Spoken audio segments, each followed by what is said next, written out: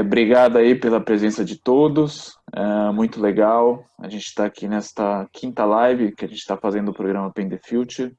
Hoje a gente conta aí com o nosso diretor de manufatura América do Sul, Fred Gonçalves Melo, que vai explicar um pouquinho da Axo e um pouquinho do desafio. Eu sou Felipe Maranzato e junto com o time aqui, a Natália, a Karen e outros especialistas que também estão aqui hoje, o Sérgio Rocha, por exemplo. Estamos conduzindo a este programa Paint the Future no Brasil. Tá? Paint the Future é o programa de inovação aberta da Axo, que teve uma edição com startups o ano passado, lá na Holanda, com escala global. Aqui no Brasil, a gente trouxe esse ano também com o desafio de startups, e aqui a gente conta com a parceria da LM Ventures para nos ajudar a rodar este programa.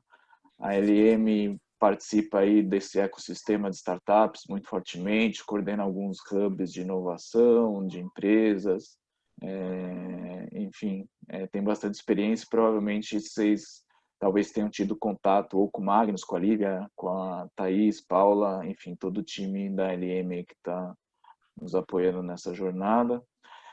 A ideia aqui hoje é a gente apresentar muito brevemente a Axo e o programa. A gente fez a primeira live com mais tempo sobre isso.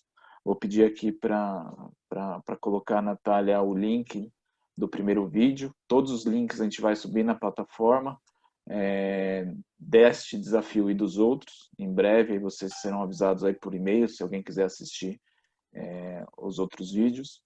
Então, aí, tendo essa breve explicação, depois a gente vai trazer aqui para a conversa o professor Vinícius Picanso, e eu apresento ele todo o seu brilhante currículo mais tarde, para nos ajudar a refletir aí nos desafios do que é cadeia produtiva e logística. Né? Acho que o mundo Covid nos trouxe aí algumas reflexões.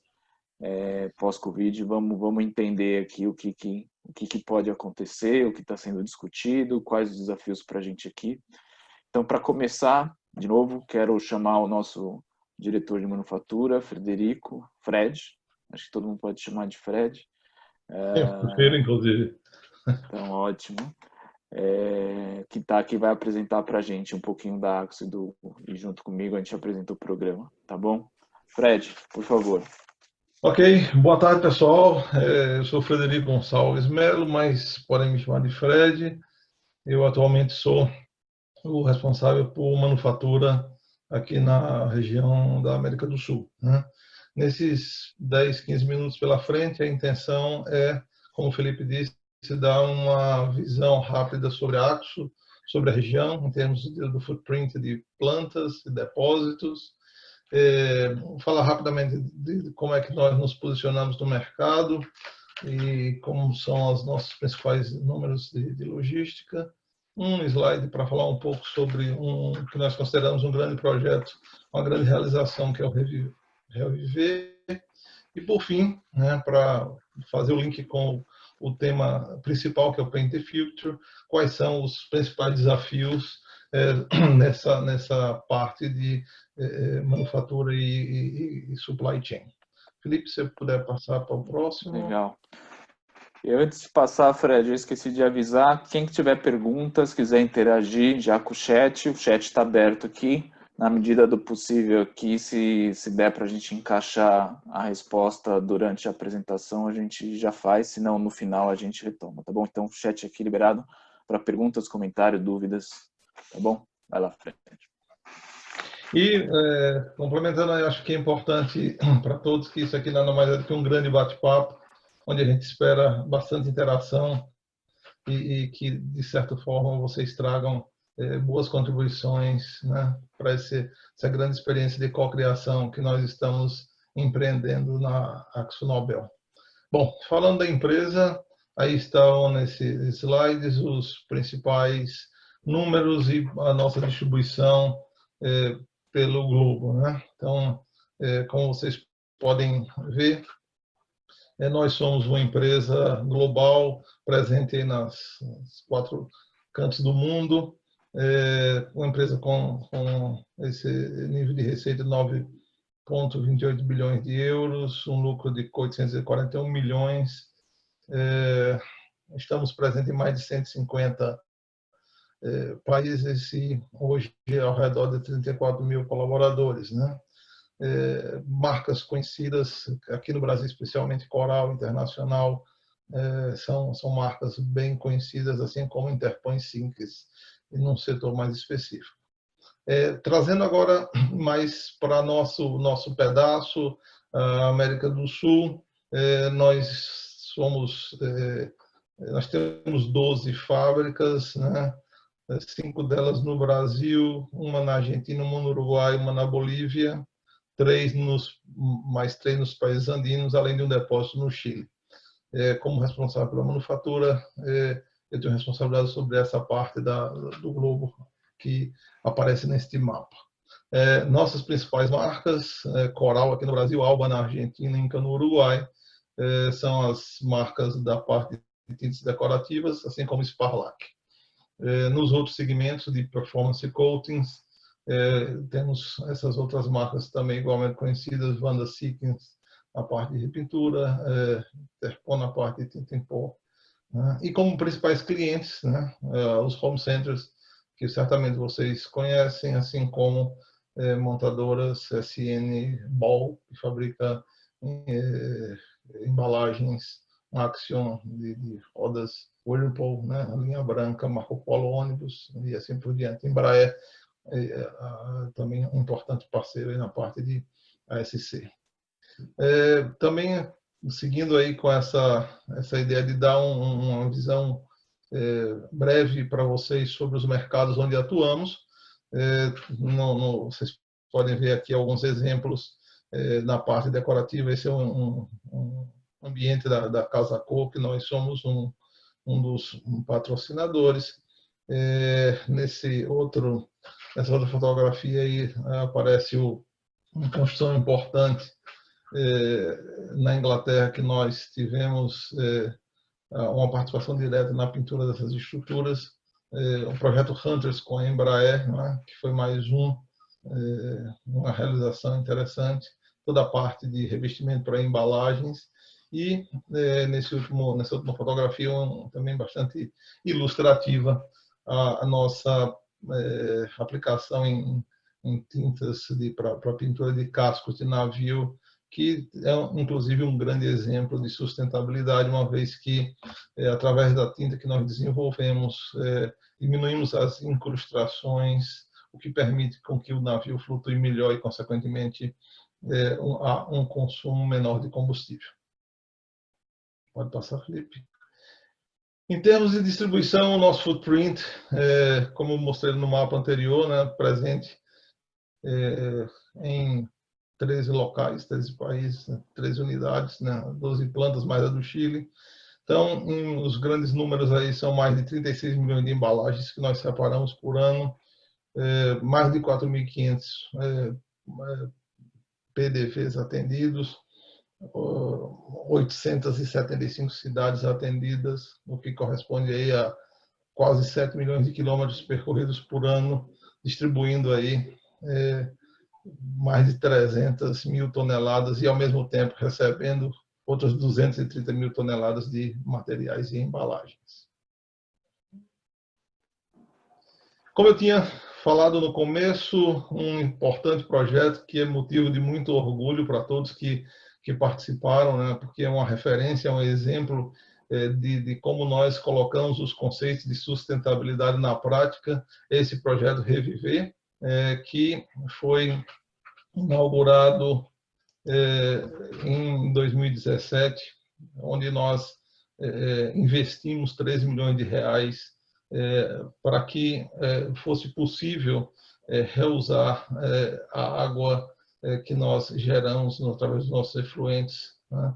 Um grande exemplo de um projeto inovador, usando as tecnologias mais atuais, né?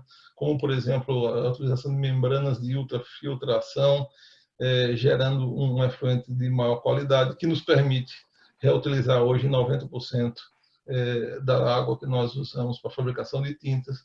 E temos um desafio para esse ano, né, que estamos bem próximos de alcançar, que é reutilizá-la totalmente. Bom, eu passo a palavra agora para o Felipe, que dará também um panorama bastante breve de como está estruturado o Paint the Future, quais são os streams work streams que estamos trabalhando, e dessa forma, com essa ideia, né, no final eu falo um pouco do desafio específico de cadeias de suprimento. Aí nós iniciamos essa conversa que tenho certeza será muito produtiva. Felipe, a bola está com você, cara. Obrigado, Fred. Então, como dar bem-vindos aí a todos, que estou vendo aqui o número de participantes subir, lembrar aí que o chat está aberto para comentários, perguntas. Como eu disse no começo, o Brasil é o primeiro país a receber uma edição regional. A gente teve uma edição global com startups do ano passado na Holanda, com alguns temas específicos, mais de tecnologias químicas. E aqui a gente tem 4 desafios que eu vou falar um pouquinho mais para frente. Um deles que é o tema da nossa conversa aqui, que é cadeia produtiva e logística inteligentes. A gente vai falar também, conversar mais tarde. Por que se relacionar com a AkzoNobel, né? Então, nós temos aí mais de 30 mil cientistas, investimos mais de 1,25 bilhões de euros em P&D, temos 200 anos de história, mas isso não nos exime de abrir as portas e inovar junto com todo esse ecossistema de startups, universidades, estão abertos aí para inovar junto com a gente. Acho que temos a ciência que não conseguimos inovar sozinho, e por isso essa abertura do programa, 70 laboratórios, presentes aí em mais de 150 países, como o Fred já também colocou. Né, quais os diferenciais que a gente coloca desse programa? Né? Por que se relacionar num programa da AkzoNobel, sendo que tem outros também? Né? O nosso diferencial, que a gente colocou 3 deles, mas essa fase de interação online é muito importante para a gente. É uma fase de interação aberta, onde a gente quer realmente refinar a ideia que os empreendedores trazem, tirando dúvidas. Então, não é uma submissão, entre aspas, fria, onde você submete e vai ter uma avaliação sem a gente poder tirar dúvidas, sem vocês também se beneficiarem das nossas perguntas a respeito de como o seu negócio pode evoluir, né? As startups que vão ser selecionadas para um evento presencial vão ter as despesas pagas pela Akzo, vai ser aqui em São Paulo, e esse evento terá uma agenda de aceleração, capacitação e preparação para o pitch. Então, não é simplesmente vir para São Paulo, apresentar e fechar contrato ou voltar para casa. É realmente mais um momento de interação presencial, de troca de informações para a gente refinar, de fato, o modelo de negócio, antes da apresentação para o nosso corpo executivo, que vai, de fato, selecionar os projetos que a gente vai implementar.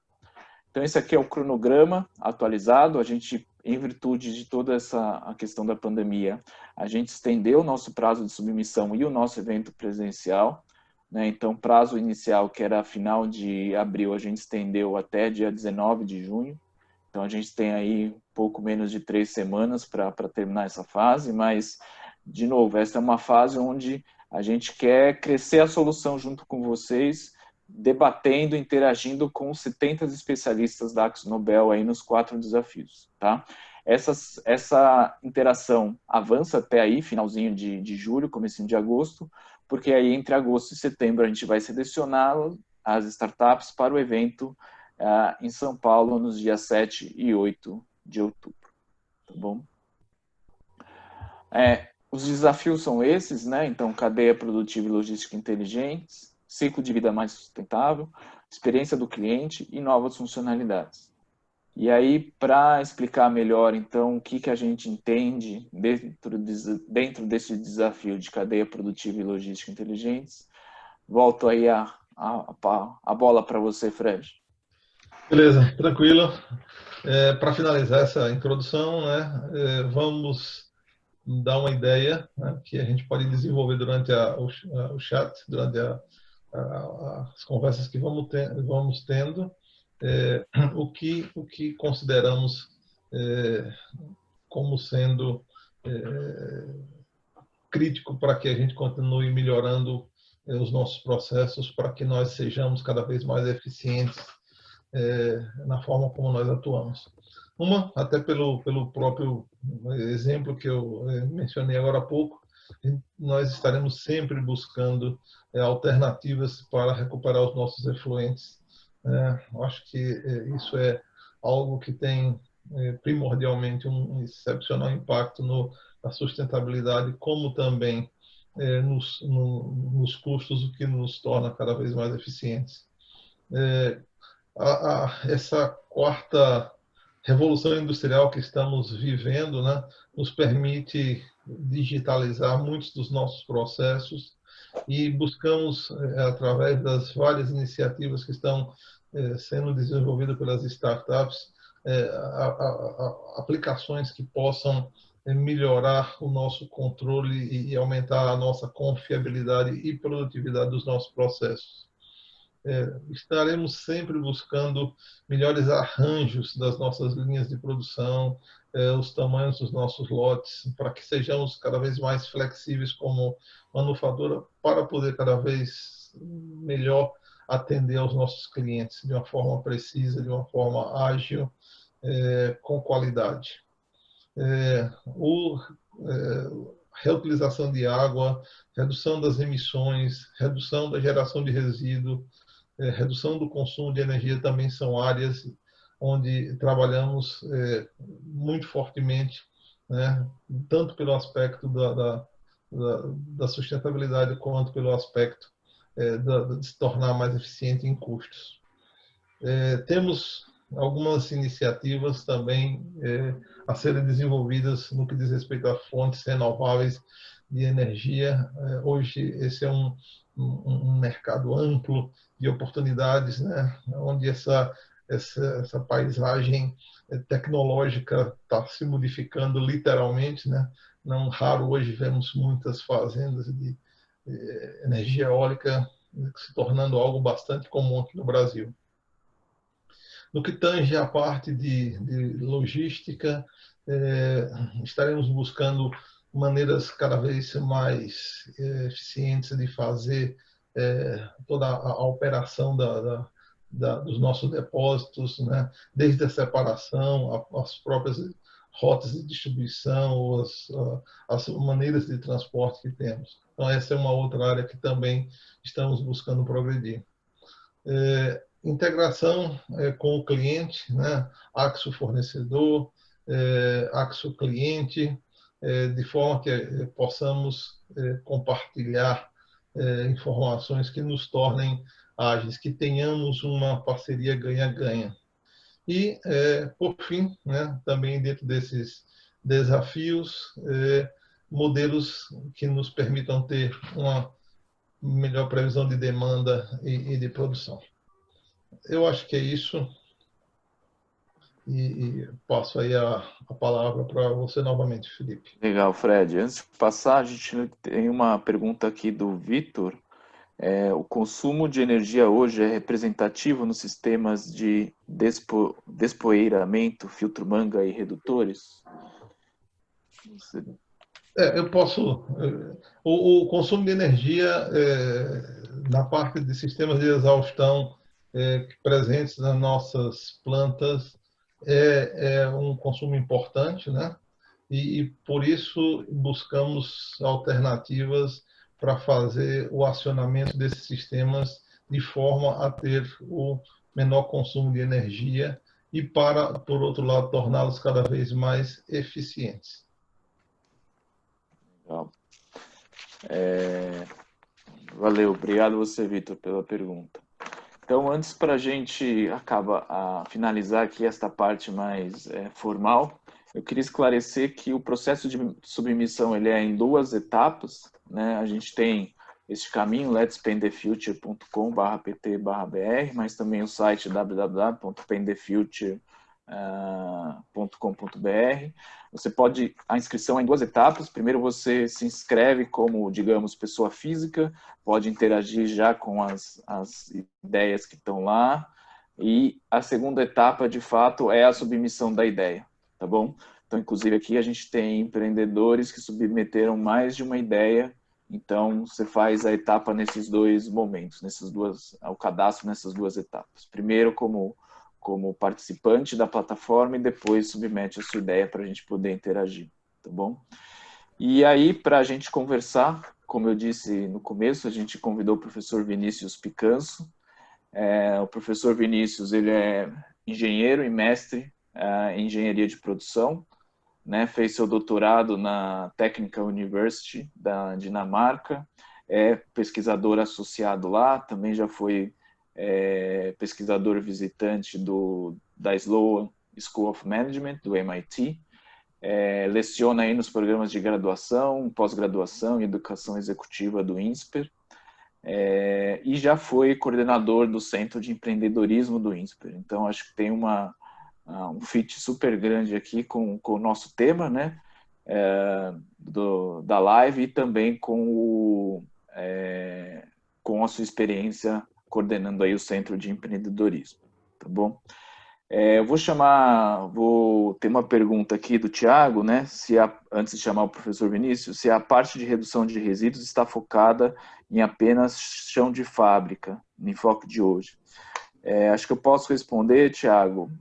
A gente também, no nosso desafio de ciclo de vida sustentável, a gente também quer reduzir resíduos em toda a cadeia produtiva, né? Um grande desafio que a gente tem as sobras de tintas hoje na casa do consumidor, esse tipo de coisa. Então, também estamos interessados nesse tipo de solução. A gente dividiu nos 4 desafios, mas as soluções se interligam, tanto que é interligado que o professor Vinícius também é professor das áreas de operações e sustentabilidade. Então, boa tarde, professor Vinícius. Boa tarde, pessoal. Extremamente feliz aqui de estar com vocês. Obrigado pelo espaço e parabéns pelo programa. Acho que tem muito a agregar aí, não só às startups, né, a própria Actus, mas também ao desenvolvimento do ecossistema aí de empreendedorismo e de inovação. Muito bom estar aqui com vocês. Convido a todos aí para fazer suas perguntas. Se quiserem se manifestar por voz também, o Magnus abre o microfone. Mas eu vou abusar aqui da minha posição de moderador e fazer a primeira pergunta aí para o professor Vinícius, né? O Fred falou aí da indústria 4.0, e aí a gente tem aí os dois elos, né? A gente da indústria e as startups, e esses dois mundos precisam se entender, né? Então eu queria entender da sua visão, né? Quais são as principais dificuldades que hoje as indústrias têm em adotar aí as tecnologias da indústria 4.0 e como as startups podem ajudar, mas também o inverso, né? Que tipo de conhecimento sobre a grande indústria que a startup precisa ter para fazer propostas mais aderentes aí à realidade da realidade das grandes indústrias. Perfeito, Felipe. Muito interessante. Bom, passando um panorama aí da indústria 4.0, né? Eu acredito que, assim, tem vários pontos aí que precisam ser levados em consideração quando a gente está falando de adoção de estratégias desse tipo, né? A indústria 4.0 virou uma grande onda, né? Virou uma grande hype aí, né? Tá na boca das empresas, das startups, né? Como uma grande onda que tem influenciado aí várias práticas e o desenvolvimento de várias tecnologias, né? E com isso, o que eu percebo é que uma grande dificuldade é entender, né, do ponto de vista da indústria e das aplicações da indústria 4.0, como é muita gente falando disso, muitos relatórios surgindo, muitos estudos surgindo, muitas tecnologias, como eu mencionei, existe uma certa ansiedade em tentar entender, poxa, mas eu não quero perder esse bonde, né? Eu não quero ficar de fora. Eu preciso entrar nessa onda aí, né? Eu preciso entrar nessa tendência o mais rápido possível. E às vezes tanto startups quanto a própria indústria, né? Às vezes acaba fazendo isso de uma forma um pouco desconectada de uma estratégia maior, né? Então eu acho que eu começaria respondendo a tua pergunta nesse sentido, né? Eu acho que uma dificuldade que eu vejo muito intensa dentro da indústria, assim, qual que é a estratégia de tecnologias digitais? Qual é a estratégia de estruturação digital? Né? Qual que é o grande caminho que a indústria, né, que a empresa quer seguir? E desdobrar isso em camadas mais granulares e aí entender como, né, as startups, as soluções e as tecnologias vão jogar, né, a favor, né, e de forma integrada para responder a essa estratégia. Então, fala-se muito em cultura digital, né, em cultura de dados, em cultura tecnológica. E, assim, construindo um pouco em cima dessa ideia, né, acho que primeiro grande desafio é isso, é garantir esse commitment, né, da empresa enquanto visão estratégica, né, enquanto definição de uma estratégia que olhe para esse aspecto digital que a indústria 4.0 está trazendo, tanto, né, da perspectiva operacional, digamos assim, né, de cadeia de suprimentos, né, de chão de fábrica, como também de desenvolvimento de novos produtos, né, que é um aspecto aí absolutamente importante. Então, eu acho que esse é um tema muito, muito importante que precisa estar, talvez, aí no forefront, né? Então, desdobrar essa estratégia faz com que fique muito mais claro e muito mais fácil o que você quer com uma startup enquanto indústria, né? E isso tem que estar muito claro, né? O que eu quero com as startups, o que eu quero com esse desafio, né? O que eu quero no fim da linha, né? No fim desse flow, no fim desse pipeline, o que eu quero que saia, né? São novos produtos, é uma nova solução para problemas, é uma terceira empresa, ou é um novo ecossistema que eu quero fomentar no Brasil, no mundo, ou alguma região específica, né? Então eu vejo muito isso. E tem um pouco daquela visão um pouco estereotipada, né, que eu acho que em alguns motivos isso, em alguns contextos existe, né, que assim, a indústria é lenta e demora para mudar, a startup é ágil e inova todo dia. Eu acho que não é bem assim, né? Eu acho que tem, e acho que a Axo é um exemplo claríssimo disso, né? Tem empresas, mesmo grandes e líderes de mercado, de segmentos, como vocês são, que têm condições de reunir uma certa agilidade e entender qual que é o relacionamento que tem que se desenvolver com as startups e com o ecossistema de inovação e empreendedorismo. Então, acho que a grande dificuldade, na minha visão, está muito mais atrelada a esse desenvolvimento estratégico, tanto das startups quanto da indústria, né, no que se quer nesse relacionamento, né, para a adoção de tecnologias 4.0, né, da indústria 4.0, e fundamentalmente o que a gente pode fazer de fato, né? Eu acho que a ansiedade que eu falei no começo, às vezes atropela algumas reflexões iniciais de onde se quer chegar com toda essa adoção de tecnologia e acaba tendo experiências ruins, experiências negativas. Poxa, eu tentei implementar um programa de 4.0 no meu chão de fábrica, falhou, ou eu tentei acoplar, sei lá, internet das coisas nos meus dispositivos logísticos e não foi bem sucedido.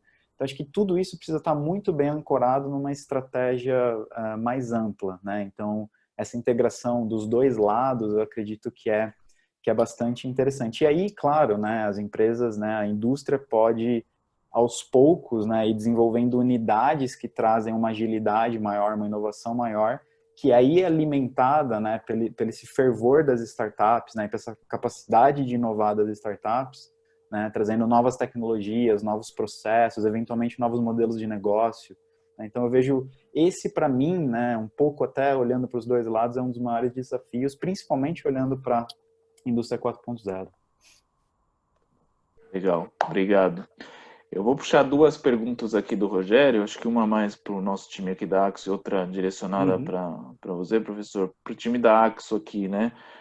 As indústrias de tintas normalmente operam com estoques de produtos acabados elevados.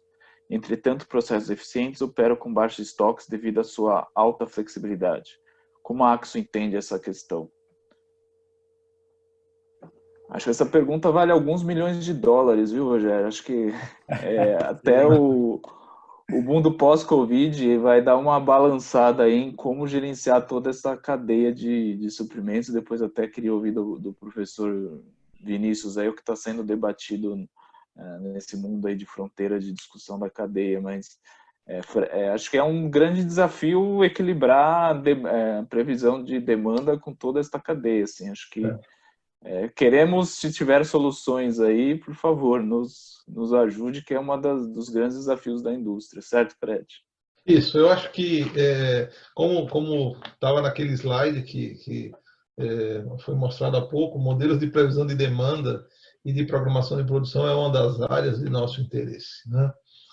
Nós temos na AkzoNobel um terreno bastante fértil para esse tipo de iniciativa, pois já já trabalhamos há alguns anos com os conceitos de Lean Manufacturing, onde nós buscamos, através das várias ferramentas que compõem esse sistema, otimizar essas questões de estoque, de forma que a gente tenha, de fato, o estoque que a gente necessita ter no momento certo, para que a gente possa atender bem os nossos clientes, né? Então, eu diria que temos alguns bons passos já dados na criação dessa cultura de Lean Manufacturing e que certamente nos impulsionará ao próximo passo. Legal, Fred. E professor Vinícius, o Rogério também perguntou aqui que a indústria de tinta normalmente é pobre em sensores de propriedades de tintas, né? Então a gente tem detecção de cor, viscosidade e outros parâmetros aí físico-químicos. Se isso é um grande desafio para a implantação na indústria de tintas. E aí eu queria puxar também um pouco com a primeira pergunta aí como o mundo pós-Covid vai alterar toda essa dinâmica de programação de produção aí, integração. Com certeza, não, super interessante. Acho que pegando essa pergunta do Rogério e já indo para a tua, Felipe, eu acho que é uma baita oportunidade, né, Rogério? Acho que tem aí né, você identificou talvez um espaço de inovação. Né? É claro que a gente pode olhar desafios e oportunidades como complementares aí, ou quase a mesma face da moeda aí, né? Enxergando desafios como oportunidades de inovar. E eu acredito que, assim, sensores é um pilar, né? Sensoriamento, em geral, é um pilar muito forte da indústria 4.0, que existem outros, né? Nos quais você pode, de fato, agregar muito mais valor, né? Não estou dizendo que os sensores não agregam valor, obviamente eles agregam valor, mas, de novo, levando para uma estratégia muito maior de presença digital e de implementação de soluções digitais, você pode entender essa limitação da indústria de tintas como uma oportunidade de desenvolver um sensoriamento mais acurado, mais bem estruturado, mais presente nas linhas de produção, nas cadeias globais, etc. E, em cima disso, construir, né, uma extensão digital, de repente, dos produtos ou dos processos, de tal forma que você possa acompanhar e tomar decisão. Né? Os sensores, em geral, eles só são úteis e interessantes serem implementados, você tem uma camada de tomada de decisão por cima deles, que fatalmente pode ter ainda uma outra camada em cima dessa camada de tomada de decisão, que pode indicar novas ofertas de produtos ou novas customizações ou ajustes que você pode fazer em linha de produção, em cadeia de suprimentos ou em qualquer outro parâmetro operacional, levando um pouco aí para a estratégia. Então, eu gosto de pensar, na verdade, na indústria 4.0, na implementação dela, né? Pegando o teu exemplo de sensor aí como um caso, em que a tecnologia em si, ela é só o meinho da cebola, né? Aí você tem várias camadas da cebola e vários anéis aí que podem agregando valor conforme você vai crescendo e entendendo melhor essa estratégia digital, né? Então, sensoriamento em chão de fábrica, né, tendo essa proximidade de parâmetros operacionais no processo, em cima disso você pode fazer uma extensão digital, poxa, que tipo de decisão eu posso tomar com relação a isso? Tanto de ajuste fino de parâmetro, como eu disse, de repensar talvez alguma propriedade do produto, alguma propriedade da tinta, ou expandir isso, e em cima disso oferecer, de repente, o que a gente chama tanto, né, dos sistemas produto-serviço, né, que com base num produto físico, né, no caso a tinta, eu consigo ofertar uma gama de serviços que vão complementar, né, o uso daquele produto pelo meu cliente. Né? Então, acho que dá para ver como camadas aí, né, e indo direto no core da sua pergunta, como uma super oportunidade de inovar usando Indústria 4.0. Agora, essa questão, né, concordo, é a pergunta de milhões e milhões de dólares aí, de quanto sempre foi, né? Em cadeia de suprimentos e logística e operações em geral, essa pergunta sempre foi: quanto de estoque eu devo manter, né? E isso é uma pergunta absurdamente dinâmica, né? Ela muda com uma quantidade brutal de parâmetros. E esse contexto de pandemia deu uma chacoalhada nas cadeias de vários setores, né? Então a gente vê aí uma discussão super forte, principalmente atacando alguns princípios do Lean Manufacturing, né? Dizendo, olha, Lean prega baixos estoques, os baixos estoques que o Lean pregava fez com que várias cadeias sofressem um estresse desnecessário nessa pandemia e né, rupturas aconteceram.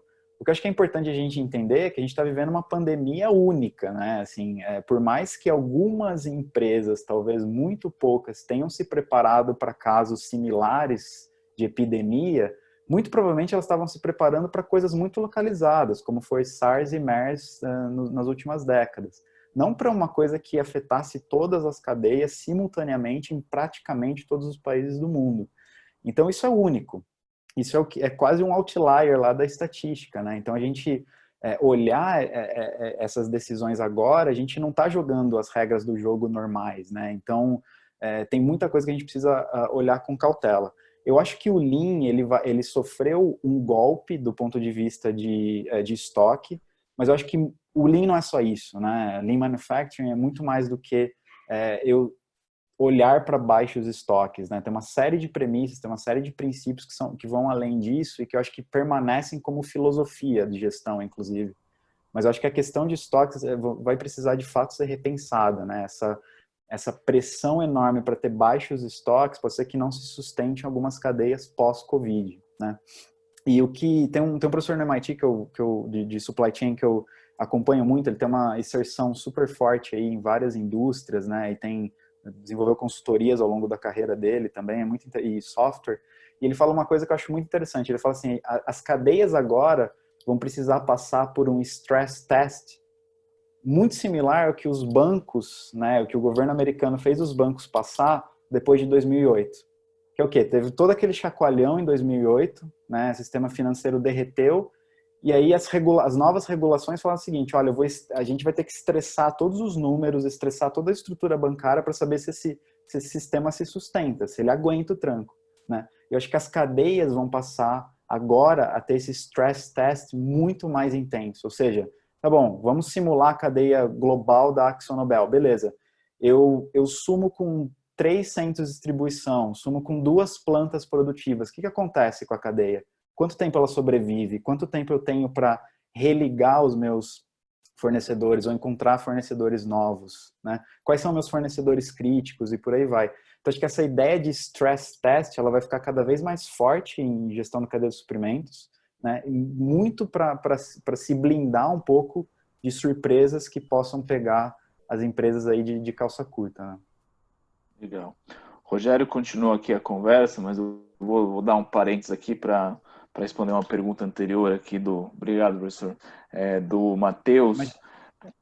Quais são as iniciativas voltadas para a sustentabilidade? Obrigado aí pelas palavras, Matheus. Quais são os principais desafios, né? Os principais desafios que a gente colocou nesse nosso desafio de sustentabilidade, que a gente chamou de ciclo de vida sustentável, é o uso de matérias-primas recicladas ou de origem renovável, né? Ainda a gente tem uma grande dependência de matérias-primas de origem não renovável na nossa cadeia. O melhor gerenciamento de resíduos de tintas por meio de alternativas de reciclagem. Então, como eu disse, um dos grandes desafios não é só a reciclagem dentro da fábrica, mas principalmente a reciclagem fora da fábrica, como trazer de volta, como orientar o consumidor na destinação adequada e não só nós, mas todo o setor da indústria de tintas, como tratar adequadamente esse resíduo. E a parte de embalagens, né, material e ciclo de vida, a gente tem o Plano Nacional de Resíduos Sólidos, enfim. Então, é nesse sentido, associado ao produto, que a gente coloca os desafios nessa sustentabilidade. Tem mais informações lá no nosso site, se tiver ainda dúvidas, escreve para a gente coloca aí o nosso time aí em contato com você, Matheus.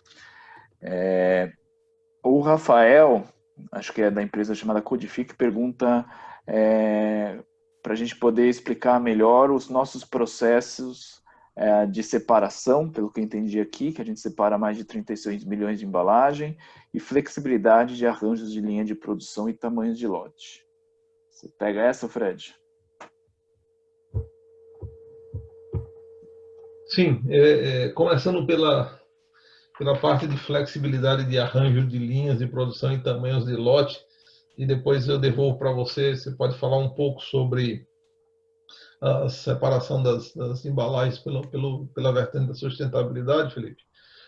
O que nós enxergamos como interesse aí em flexibilidade de arranjos, que nós tivéssemos condições de, por exemplo, numa mesma linha de produção, de uma mesma linha de invase, por exemplo, tivéssemos condições de alternar diversos tipos de embalagens em termos de tamanhos, de formatos, que desse para o consumidor final uma experiência diferente. Então, por exemplo, numa mesma linha, fizéssemos o invase de embalagens metálicas, de embalagens plásticas quadradas, de embalagens metálicas, de embalagens híbridas. Então, é esse o tipo de flexibilidade que nos permitiria cada vez mais lançar coisas diferentes e melhorar a experiência dos nossos consumidores. Com relação aos tamanhos dos lotes, isso nos daria também, da mesma forma, a oportunidade de ofertar, fazer determinadas ofertas para o mercado que, digamos assim, possibilitasse ao nosso cliente final, nosso consumidor final, ter a quantidade que ele precisa para aquela aplicação, né? E isso, do ponto de vista de manufatura, como balancear essas necessidades é uma área de interesse e um desafio que a gente tem pela frente. Felipe, se você quiser falar da separação das embalagens, do processo de reciclagem, fica à vontade. Não, acho que o processo de separação, acho que é o de picking, que ele deve mencionar aqui. Então, a gente usa um picking list por FIFO, né? First in, first out. A gente tem um desafio que a gente chega a ter produtos nossos que individualmente pesam 30 quilos. Então, esse é um desafio para um processo de picking, né? De empilhadeiras e toda essa estrutura que pós-transporte desses produtos pesados. Então, basicamente, a gente usa um picking tradicional de estocagem por pallets e separação a partir de um picking list manual, tá bom? Acho que, se eu não te respondi, por favor, fala aqui de novo, tá bom? Acho que voltando aqui na questão de Lean, Just in Time e tal, o Rogério perguntou aqui se a ideia de que o estoque representa o defeito do processo, professor Vinícius, ou agora com o estresse da cadeia a gente vai aceitar um pouco mais de estoque. O que você quer complementar? Bom ponto. Acho que a pergunta aí, né, concorda com a ideia de que estoque é o defeito do processo? Eu acredito que não, assim, eu acredito que o estoque, em muitos momentos, ele é absolutamente necessário. Quando eu falo momentos, né, depende muito do contexto que você tá vivenciando e muito do produto que você está lidando, né? Então, acho que essa visão, de novo, de estoque zero, né, ou minimização de estoque, ela precisa ser olhada com bastante cuidado. Então, eu definitivamente não acredito que seja um defeito de processo, ele é um resultado natural de um desbalanceamento entre oferta e demanda, atrasados no tempo e no espaço, né? Basicamente é essa a razão de existir do estoque. Então, eu acredito sim que essa visão, né, de, vamos dizer assim, minimização de estoque a todo custo, né, bem entre aspas aí, ela vai ser um pouco repaginada, né? Então, assim, acho que até o Rogério comenta aí, né, que processos perfeitos não necessitam de estoque, né, produzem para demanda. Na verdade, eu acho que os mecanismos de entender melhor essa demanda, eles vão sim, estão melhorando, né? Se a gente pegar aí nos últimos 10, 15 anos, né, toda a tecnologia de analytics, toda a tecnologia, né, que vem com essa camada de capacidade analítica muito forte, ela entrou no mundo de previsão de demanda com uma força enorme, né? Hoje, grandes aplicações de machine learning, de inteligência artificial, são justamente para entender melhor a demanda, o comportamento da demanda no curtíssimo, no médio e no longo prazo. Então, Rogério, eu acredito fortemente que essa camada do processo vai sim estar cada vez mais afinada. A gente vai entender melhor até essa interação humano que toma a decisão com os algoritmos que fornecem essas decisões, né? E lembrando que né, o estoque ele deve sempre ser uma função dessa previsão de demanda que gera o planejamento geral, né? Então, eu acredito que essa camada vai ficar muito, muito prominente, né? E essa questão de ter estoques, né? Ela vai passar a ser um pouco mais decidida no detalhe, decidida com um pouco mais de reflexão, justamente, né? Com esses aprendizados aí da pandemia. Acredito que algumas cadeias, né? Elas vão realmente errar mais para o lado da cautela aí, né? E ter talvez uma releitura do papel dos estoques, né? Principalmente se a gente pegar cadeias que são longas, complexas, né? Em qual ponto da cadeia, né? Você vai decidir estocar ou não, o quanto você vai atrasar a customização dos produtos, né? O quão próximo do cliente você vai chegar e por aí vai, né? E tem várias questões que derivam disso. Legal. Acho que o Thiago participou também da nossa outra live de experiência do cliente, e ele fala e é um dos desafios nosso, a integração dos nossos estoques com os dos clientes, né? Hoje a gente colocou o marketplace, temos o marketplace no ar, mas a integração de estoques não existe de fato com os clientes, Thiago, você está correto, que hoje a gente não tem reposição automática ou esse tipo de coisa que a gente poderia aplicar na nossa indústria, né?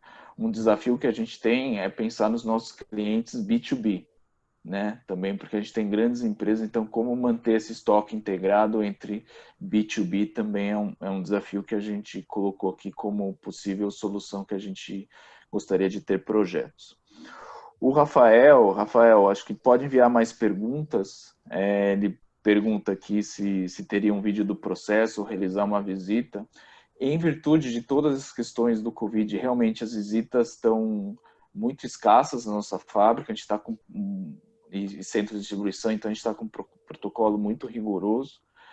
Você pode mandar um e-mail aqui para esse penthefuture.brasil@akzonobel.com, que a gente vai direcionar a sua pergunta para os especialistas. Eu queria lembrar que esta fase de interação é uma fase de troca de informações não confidenciais. Somente na fase presencial a gente vai trocar informações confidenciais, mas a ideia da plataforma é justamente a gente poder trocar informação lá. Então, se você tem uma ideia de separação, submeta ela para a gente vai avaliar e o nosso time de especialistas vai poder te responder até mais rápido do que a gente aqui da coordenação do programa que está vendo os 4 desafios. Tá bom, Rafael?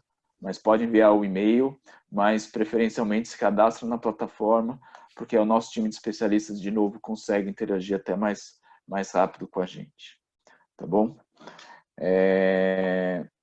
Tá, legal, o piquenice manual seria um ponto. A gente pode, não sendo confidencial, enfim, a gente pode interagir sim, tá, Rafael? O Rogério pergunta por que a evolução na indústria de tintas não ocorreu em termos de automatização aqui tão forte como outros segmentos, petroquímica, automobilística, eletrônica. Fred, queria a sua visão aí antes como tinteiro aí de muitos anos. Por que a indústria de tintas não... E temos muitos tinteiros aqui, viu?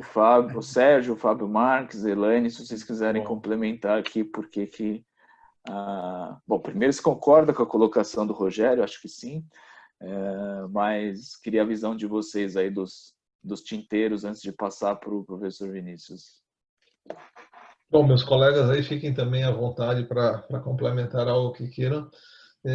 Eu acho que, historicamente, esses outros processos, petroquímico, automobilístico, tiveram uma visão, digamos assim, de automação diferente do nosso. Eu acho que a indústria de tintas ela traz no seu hoje o lado mais artesanal, quer dizer, qualquer um com um pouquinho de engenhosidade consegue misturar algumas coisas e produzir algo que, vamos dizer assim, pode ser chamado de tinta. Então, eu acho que esse é o que está historicamente, para mim, o que leva a isso. Naturalmente, ao longo dos anos, né, pôde-se perceber muitos avanços, né? Hoje já temos exemplos na própria Axo de fábricas de tintas com alto nível de automação. E eu acho que esse é o caminho que tem pela frente, cada vez mais, até pela própria, assim, maior facilidade de digitalização hoje presente, né? Algumas coisas que, sei lá, 30 anos atrás eram manuais e não se via uma maneira simples de fazer, hoje esse acesso a ferramentas digital, eu acho que tende a fazer com que esse processo mais artesanal na sua essência, na sua raiz, passe a ter esse outro lado. Acho que, assim, tentando dar um cunho histórico, para mim é isso. Esse Fábio, Sérgio, Elaine, que também estão no mercado de tintas há muito tempo, se querem complementar algo. Eu posso, é o Sérgio que está falando, eu posso dar um exemplo. Eu entrei na indústria de tintas em 93 e em 96, ou seja, 24 anos atrás, a gente já tinha na fábrica de Mauá robôs, que era uma coisa que não era muito comum ver em fábricas de tinta e nem em outras indústrias que podem ser consideradas mais modernas, mais do que a indústria de tintas. Então, a gente tem sim alguns exemplos de robôs ou receitas para fazer tinta e datam de 20 e poucos anos atrás, coisas que não eram comuns na maioria das fábricas de tinta. Eu acho que o professor Vinícius quer complementar alguma coisa aí. Por que que algumas indústrias evoluem mais rápido que outras nessa adoção de tecnologia e qual que é a sua visão? Não, super legal ouvir, como você falou aí, os tinteiros, Felipe, muito bacana entender um pouco da perspectiva da indústria em particular, muito bom mesmo. Eu acredito que, assim, pelo menos a experiência que eu tive com diferentes empresas, né, em diferentes setores aí, eu acho que algumas naturalmente, por terem produtos tecnológicos, com alta carga tecnológica, muito próximo dos que são implementados né, indústria eletrônica foi assim, indústria automobilística foi assim, né? Grande parte da base tecnológica ela é muito similar, então isso faz uma transferência de capabilidade, de conhecimento mais fluida, né? Mas eu acho que tem um componente também que é o próprio comportamento do consumidor, né? Eu acho que isso, se você olhar em diferentes indústrias, né, não só consumir, pegar cliente como um todo, né, pensando aí B2B também, né, até a ponta da cadeia ali, que é o consumidor final, que tem influenciado cada vez mais a cadeia, né, no movimento aí de décadas. Eu acho que isso incentiva mais as empresas a inovar, a trazer essa tecnologia para mais próximo, ou porque ela precisa entender melhor esse cliente ou esse consumidor, ou porque ela precisa responder mais rápido a ele ou ela, né? Ou porque o jogo atual está trazendo algum indicador ruim, né? Seja custo, seja tempo, seja lead time, seja qualquer coisa desse tipo, né? Então, eu acredito muito nessa orientação que, ultimamente, né, vai ser lá puxado por esse consumidor final, esse cliente final, ainda mais que a gente está falando agora da grande tendência aí de omnichannel, né, ou a multicanalidade aí e tal, a evolução da multicanalidade, na verdade, né, do cliente agora está entrando cada vez mais, o cliente final, né, o cara que compra tinta lá para usar em qualquer circunstância. Ele vai ter um poder cada vez maior, está tendo um poder cada vez maior para direcionar essas questões na cadeia, né? Então, esses dois movimentos eu percebo muito, né, nas indústrias, assim, esse componente tecnológico, de capabilidade, de know-how, de expertise, que às vezes a transferência é muito simples, não muito simples, né, não quero simplificar a história, mas é muito mais fluida, né, e também esse alinhamento, né, com uma mudança de comportamento dos clientes, B2B, né, e também do consumidor final aí na ponta da cadeia. Legal. O Thiago acho que fez um comentário aqui parecido aqui também do consumidor, né? Também é o consumidor de tinta ainda tradicional. A gente tem um ciclo de vida, Thiago, um ciclo de compra relativamente longo, né? De 5 a 7 anos, que as pessoas, em geral, pintam seus apartamentos, suas casas. Então, muitos não sabem a última tinta que comprou, então um desafio da nossa indústria na parte B2C é justamente como ser uma marca que o consumidor lembre quando for pintar a sua tinta, mas eu acho que me parece um comentário interessante, Thiago. Acho que não pode, acho que estamos aqui justamente para fazer brainstorms a respeito da indústria de tintas e seu comportamento.